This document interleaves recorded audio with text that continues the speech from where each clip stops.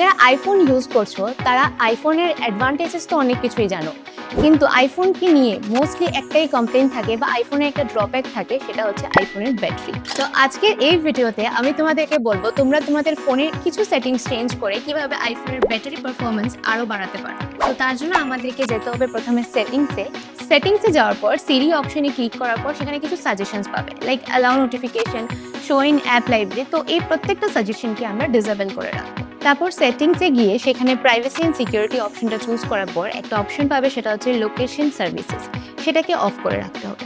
তারপর অ্যাক্সেসিবিলিটি অপশনে চুজ করলে সেখানে মোশন অপশন তোমরা পেয়ে যাবে, সেটা ক্লিক করার পর রিডিউস মোশন আর প্রেফার ক্রস ফেড ট্রানজিশন, এই দুটো অপশনকে এনেবল করে রাখবে। অ্যান্ড তারপর জেনারেল সেটিংসে গেলে সেখানে একটা অপশন পাবে ব্যাকগ্রাউন্ড অ্যাপ রিফ্রেশ, সেটাকে সবসময় তোমাদের অফ করে রাখতে হবে। তো এই ভিডিওটা তোমরা তোমাদের সেই বন্ধুদের সাথে শেয়ার করো যারা তোমাদেরকে সবসময় এই এক্সকিউজ দিয়ে ফোন কেটে দেয় যে ওদের ফোনের ব্যাটারিতে চার্জ নেই।